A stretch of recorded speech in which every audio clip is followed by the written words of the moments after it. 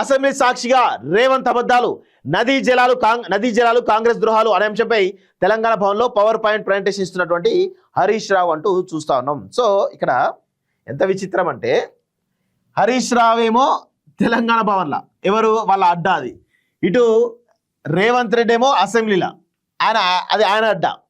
ఇద్దరు కలిసి అబద్ధాలు ప్రచారం చేసి తెలంగాణ ప్రజలను మభ్యపెట్టే ప్రయత్నం చేస్తున్నారు.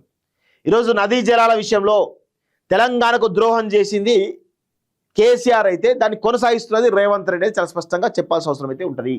వీళ్ళిద్దరు కూడా తెలంగాణ ప్రజల కోసం ఎప్పుడు కూడా పనిచేయలేదు. కేవలం గతంలో కేసీఆర్ ఉన్నప్పుడేమో జగన్మోహన్ రెడ్డి కోసం పనిచేసిండు, ఇప్పుడు రేవంత్ రెడ్డి ఏమో చంద్రబాబు కోసం పనిచేస్తూ ఉన్నారు. అంతే తప్ప వేరే ఏం లేదు.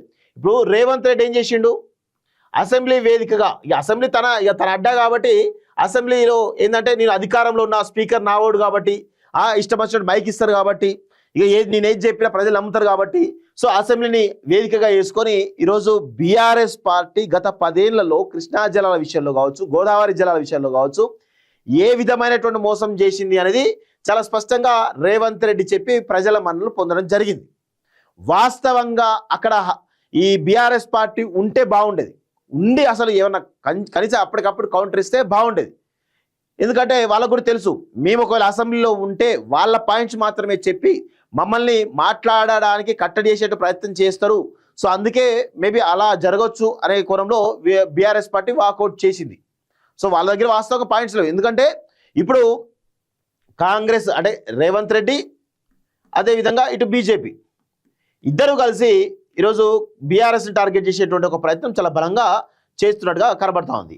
సో ఇట్లా రేవంత్ రెడ్డి బీజేపీ కలిసి, ఎందుకంటే ఆల్రెడీ రేవంత్ రెడ్డి ఏం చెప్తున్నాడు, కృష్ణా జలాల విషయంలో 599 టీఎంసీలు మన తెలంగాణకి రావాల్సిన ఉండగా 299 టీఎంసీలకే కేసీఆర్ సైన్ చేసి ఒప్పందానికి ఒప్పుకొని సైన్ చేసిందని చెప్పేసి రేవంత్ రెడ్డి చెప్పడంతో దీన్ని వెంటనే బండి సంజయ్ రంగంలోకి దిగి ఇమీడియట్గా దీన్ని ఎండార్స్ చేసేసిండు. ఇప్పుడు ఏంది, రాష్ట్ర ప్రభుత్వం కేంద్ర ప్రభుత్వం ఇద్దరు కలిసి బీఆర్ఎస్ని టార్గెట్ చేసే ప్రయత్నం చేశారు. సో ఇప్పుడు బీఆర్ఎస్ టార్గెట్ చేసేటువంటి ప్రయత్నం చేసినప్పుడు ఖచ్చితంగా బీఆర్ఎస్ ఏం చేయాలి, ఇప్పుడు అసెంబ్లీలో ఉంటే 100% అసెంబ్లీలో బీఆర్ఎస్ను కార్నర్ చేసే అవకాశాలు ఉంటాయి కాబట్టి బీఆర్ఎస్ వాకౌట్ చేసింది. కానీ ఇక్కడ విషయం ఏంటంటే రేవంత్ రెడ్డి అంతలా చెప్తున్నప్పుడు సరే అంతో కొంత మీరు కట్టడి చేసే ప్రయత్నం చేస్తే బాగుండేదని నా యొక్క అభిప్రాయం. ఇది ఒక వర్షన్, ఇది రేవంత్ రెడ్డి యొక్క వర్షన్. ఇటు హరీష్ రావు ఏం చెప్తున్నాడు, భవన్లో తెలంగాణ భవన్లో హరీష్ రావు ఇక ఆయన పిపిటి పెట్టేసి ఇప్పుడు రేవంత్ రెడ్డి సంబంధించినటువంటి భాగోతాన్ని బయటపెట్టిండు. సో దీన్ని బట్టి ప్రజలు ఏం అర్థం చేసుకోవాలి, తెలంగాణకు ద్రోహులు ఎవరు, తెలంగాణకు ద్రోహులు ఎవరా అని ఒకసారి మనం అందరం కూడా ప్రజలందరూ కూడా డిసైడ్ చేసుకోవాల్సిన అవసరం అయితే ఉంది. ఒకవైపు కేసీఆర్ గతంలో ఉన్నటువంటి జగన్మోహన్ రెడ్డికి తొత్తుగా వ్యవహరిస్తూ ఆంధ్ర ప్రజల కోసం పనిచేసినది వాస్తవం. ఇప్పుడు రేవంత్ రెడ్డి ఏం చేస్తున్నాడు, తెలంగాణ ప్రయోజనం మొత్తం కూడా బాబు దగ్గర కట్టబెట్టి ఆయన ప్రయోజనం కోసమే ఏపీ ప్రజల కోసం పనిచేస్తున్నది అర్థమవుతా ఉంది. సో ఇది జరుగుతున్నటువంటి అంశం. ఇద్దరు తెలంగాణ ద్రోహులు కలిసి తెలంగాణ రాష్ట్రాన్ని సర్వం సంకనాకి ఇచ్చేసారని తెలుస్తూ ఉంది. సర్వం సంకనాకి ఇచ్చేసారు.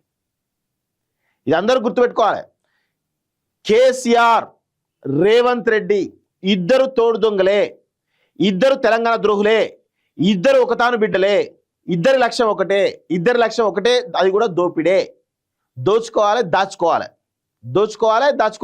ఇద్దరి యొక్క పరిస్థితి. సో ఇట్లా కనబడతా ఉంది. సో ఇది తెలంగాణ సమాజం గుర్తుపెట్టుకోవాలి, తెలంగాణ సమాజం అర్థం చేసుకోవాలి ఈ యొక్క కుట్రలు అని చెప్పేసి కూడా ఈరోజు మేము కోరుతా ఉన్నాం.